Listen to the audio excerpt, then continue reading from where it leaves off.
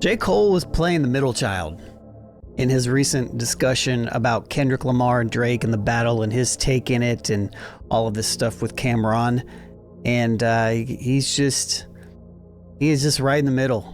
You know, he wants to be everybody's friend, it feels like. I'm Sean Lonegevity with Bringing Down the Band and the New Old Heads podcast, and this is my Unpacked series where I typically go deeper on New Old Head segments, and this is a segment from episode 478.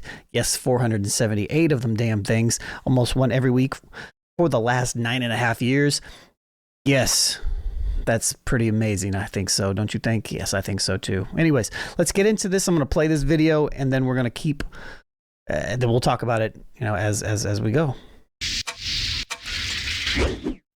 But yeah, J. Cole's recent reflections on the Drake-Kendrick fallout highlight a tension between hip-hop's competitive nature and his personal commitment to staying true to himself despite public pressure. Let's watch this very short clip, and then there's a couple questions that we'll pose to kind of go a little bit deeper into this. All right. The world, right away, the world became like politics. Right. You're either Democrat or Republican. Right. You're either Kendrick or you Drake. And you got to pick a side. That is such an interesting phrase right off the top. It's like Democrat or Republican and you have to pick us. It's like you have to pick a side. I'm sitting here thinking, J. Cole, of course you have to pick a side.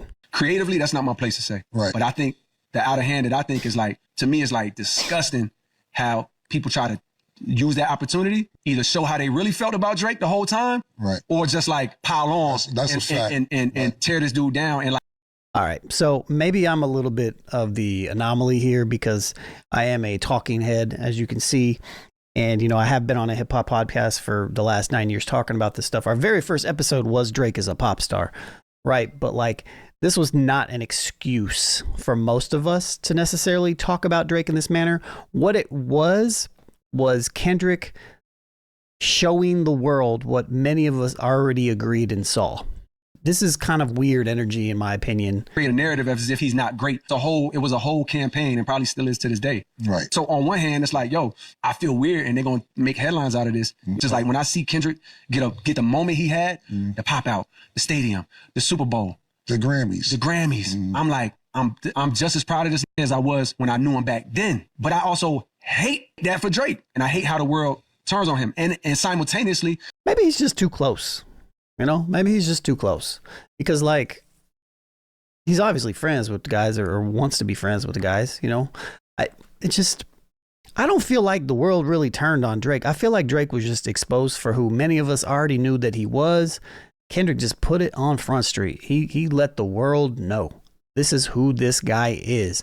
And it helped so many people come to the conclusion that I had come to decades ago. And many of us had come to decades ago when he first came out. Or maybe not when he first came out, but as he moved up into the point that he became of just essentially being a product. Drake represents products, you know, and that's not like anything necessarily against him from a personal level. It's just who he is. And I don't like what that represents in relations to music, right? And art. I'm over here like, man, I hope Iceman go crazy. Cool beans, man. All right. He didn't say nothing. No, he didn't. All right. So is J. Cole demonstrating a higher level of maturity, or is he simply trying to preserve his relationships on both sides of a divided industry? That's what it sounds like to me, the latter. Yeah. It feels like it to me as well. I mean, granted, he's had relationships with both of these gentlemen. Mm-hmm. You know, he was on stage, obviously, with Drake when some of the stuff was going off. He dropped his diss record that he pulled back, you know, and things of that nature. But I mean, they song kind of is what started everything. The big three would mention is kind of what spearheaded the whole beef. So yeah, but I don't know. What he was ingrained in it. I mean, are we in unison there, or do you got anything else to say with you know, that? I know it sounds. I mean, because I enjoyed the back and forth. That was one hell of a weekend. A few weekends. Yeah. You know, but specifically when it was like, oh, okay, dropping. Okay, you dropping? Yeah, we dropping. But there is part of me that, you know, can kind of agree when he said like the whole Republican Democrat thing, because, you know, I hate the fact that like, I mean, we've been critical of Drake here since the beginning of the show, and not as a way of, you know, disparaging his character or who he is as a person, but just because we believe he is a product and he is a pop star. Yes. And that's not really us disparaging him. That's just us saying, hey, man, this is what it is. Let's not try to turn it into something that it's not. Depends how you want to look at it. I think I would definitely say that I'm disparaging him. Okay. But I think in general, I think I will keep it real. I will keep it real. Yeah, I agree with what you're saying. No. But I also think it's valid. So there's that. Oh, and I just think that how when the East Coast, West Coast, like, it just doesn't come from nothing. Like, I'm not just hating because I want to hate. I hate what he represents deep within my soul. I hate it. I hate it so much. Thing kicked off, and that's more our era, to where I know people who said, "Oh, I'm siding with the East Coast." It's like, dude, you're from Illinois, you know, or I'm siding with the West Coast. I was like, you're from Colorado, you know what I'm saying? It was like that, to where, you know, people, I'm riding for Pac. I was like, why? You don't know him. Like, I just remember at that same time, like, I bought both All Eyes on Me and Life After Death. Yeah. Me too. You know, it's not like I didn't have money in my pocket for either double album, you know, but now when we're talking about, when we move it so much forward into the social media era, you know, it does take on a whole different life. And, you know, we're probably going to talk about that a little bit later. So I kind of see where J. Cole is coming from, because it's like, now, mind you, he's probably cool with both these cats, you know, and so he doesn't, I think that's the key part.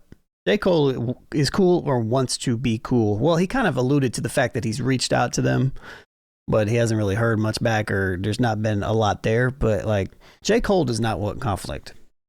He's that he is beyond that part in his life, and you can call it maturity if you want, but, you know, like, I also, you know, as a grown up, I also do not want conflict, but I'm also not going to shy away from conflict, as you can tell by this video, when I feel like it is necessary to speak on particular things. It's also why you'll see me get political from time to time, because that is not the place to be middleman. That is not the place to be the middle child out here. I'm just saying. he enjoys the sport of what it is that is the competitive nature of hip hop, you know, to see one person take such a serious L, you know, that's got to be hard to see. But at the same time, like, you see how Kendrick came up.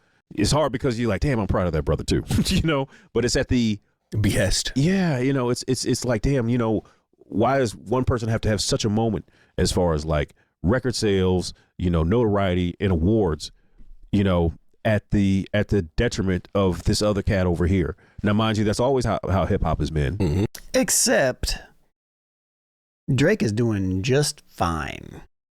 He's doing just fine. There's a certain sect of listener, if you will, that is kind of cool off of him now.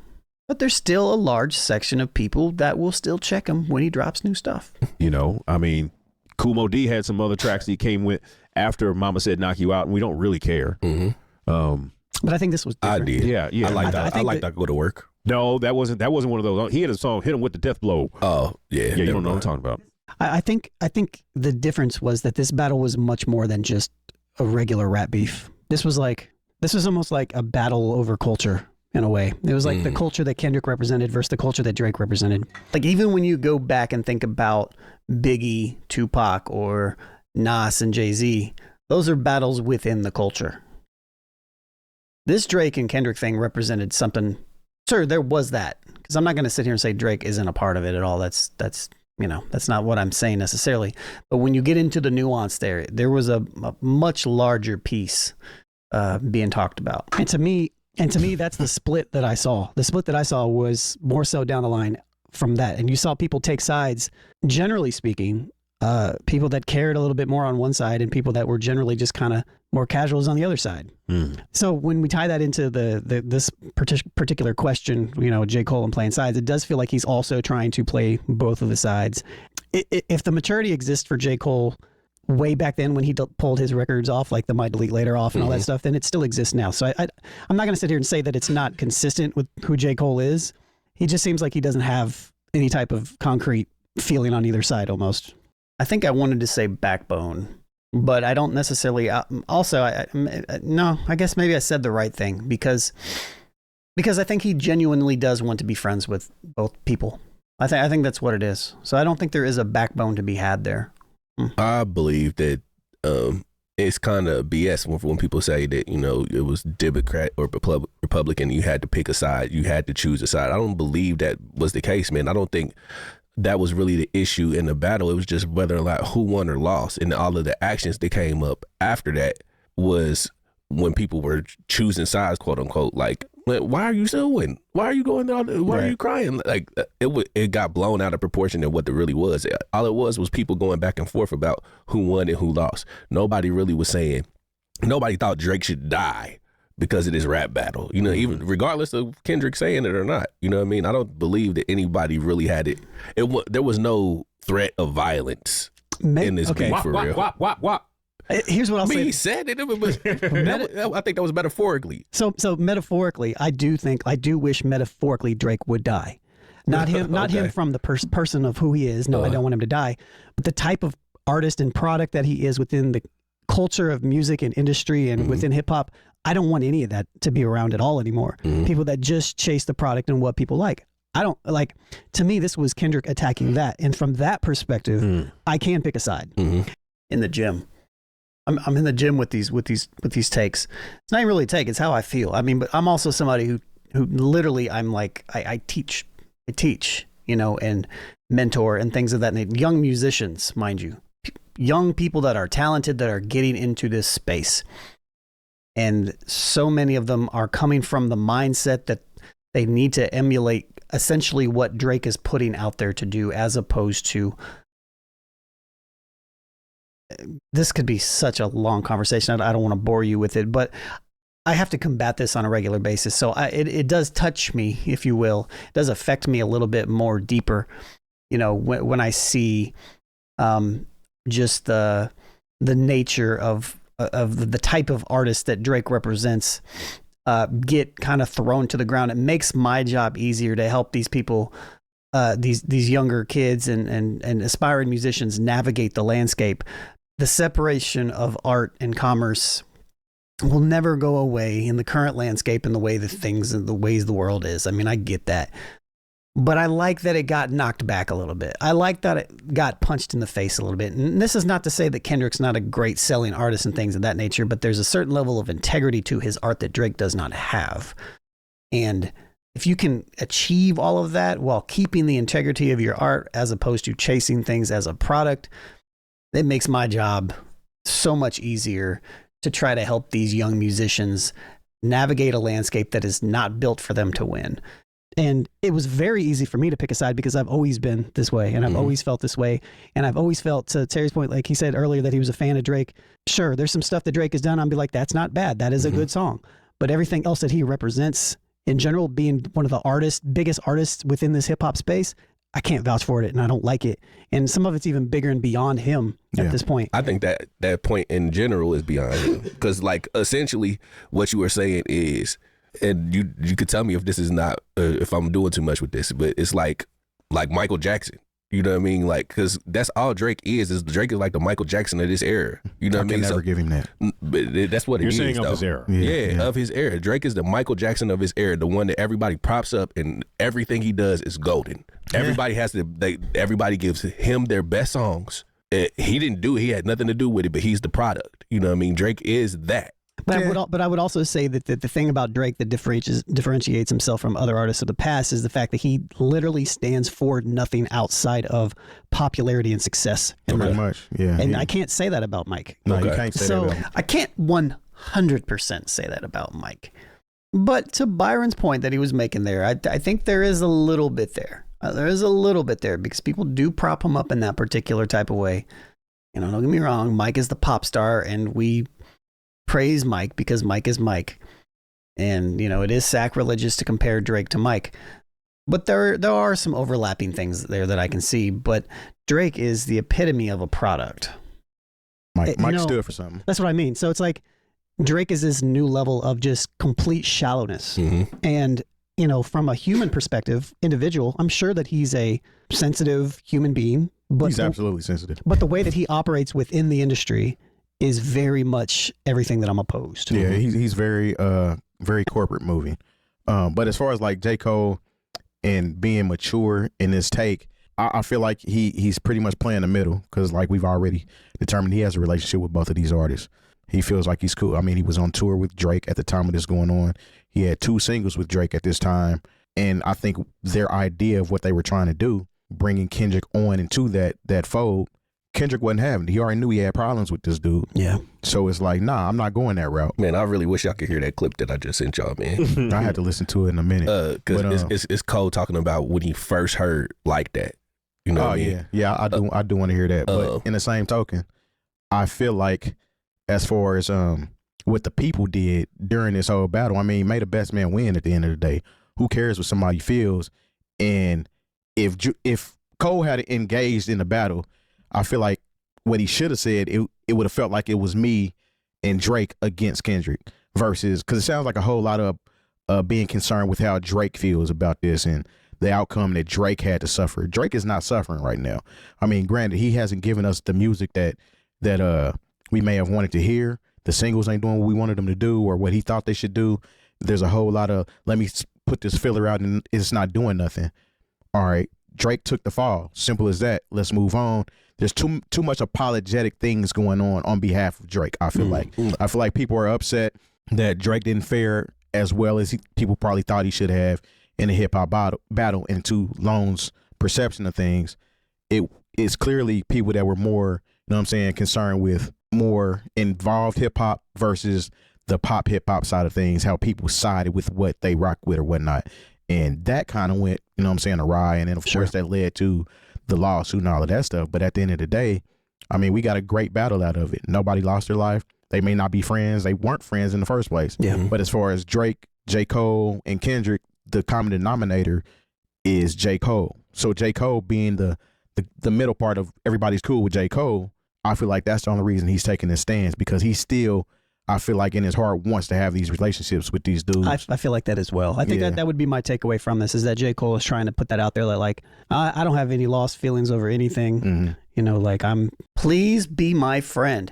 Be my friend, please, guys. Let's go back. Let's run it back, guys. Come on, be my friend. Here I am in the middle. It's cool. I'm here if you care. If not, cool. You know what I mean? Yeah, I think just ultimately, man, the issue is Drake fought the machine. He didn't really, he fought, it was with Kendrick, but he went against the machine. And the machine chose a side.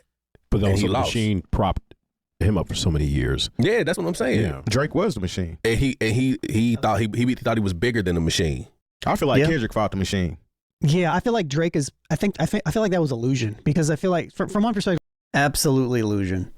It was 100% illusion, because this is another one of the nuanced things, because Byron is not wrong. Drake did fight the machine.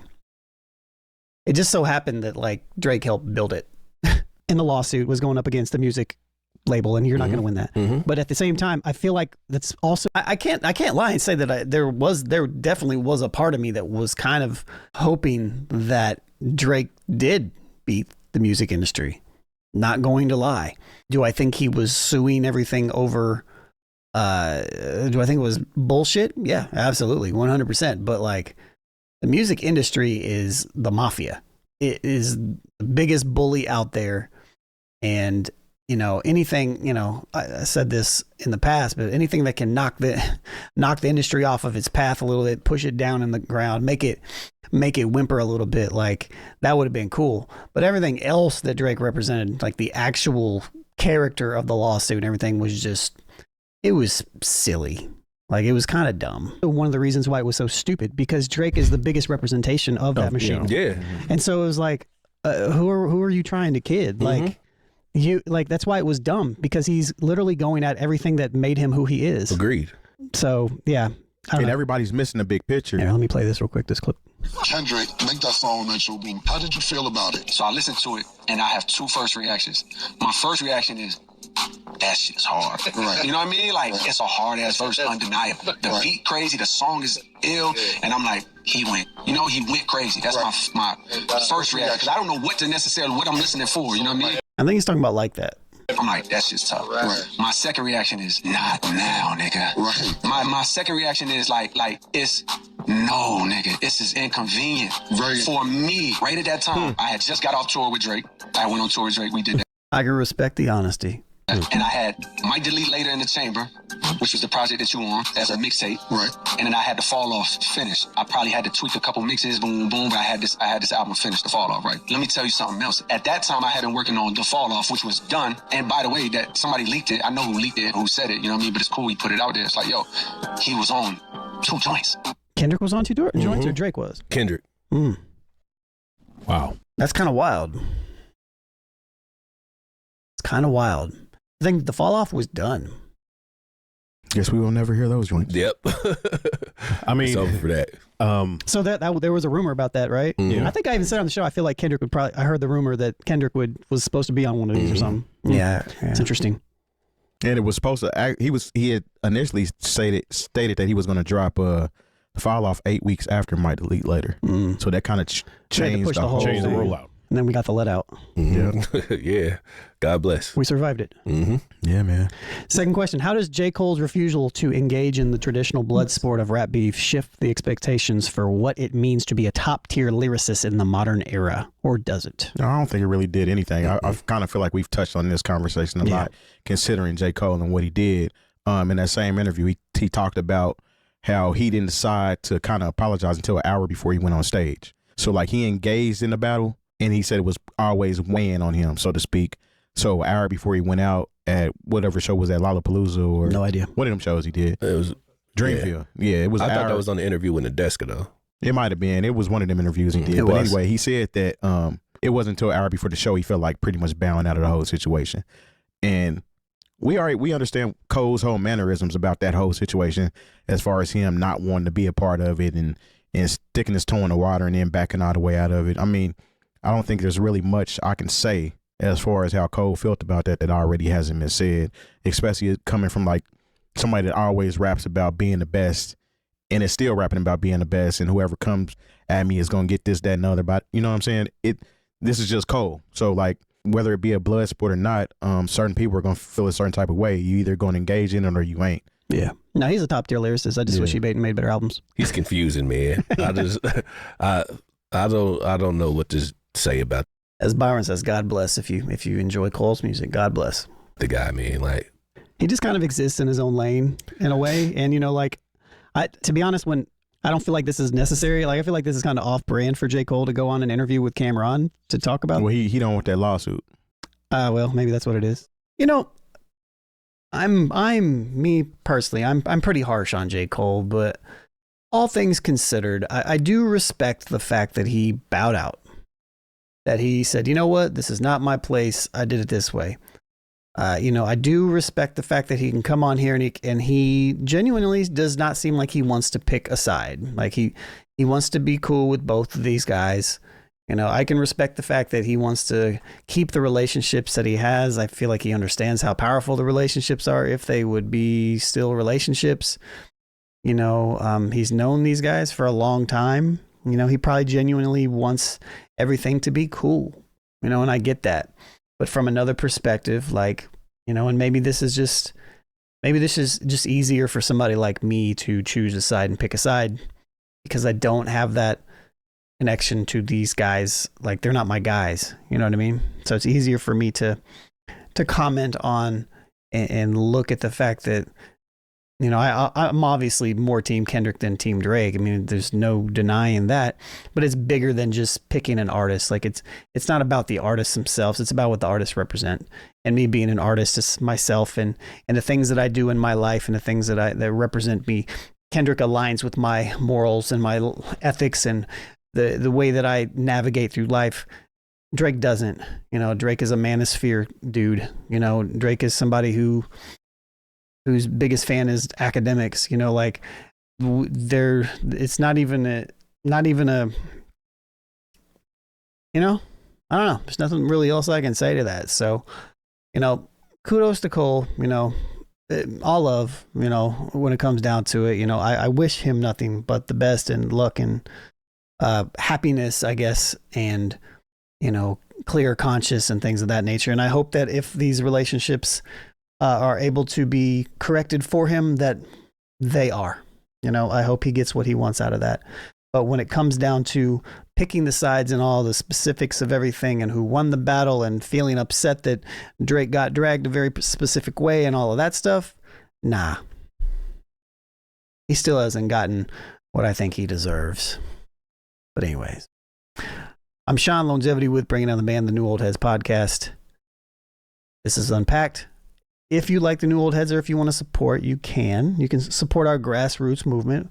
We've been doing the show again for almost a decade, almost an episode every week. We record 2 hours of the show every week. It's exclusively on our Patreon and YouTube, and you can get that extra hour or the full uncut raw 2 hours with no ads for being a member for $5 a month. So consider doing that if you would. But yeah, until next time, this is Unpacked, and peace.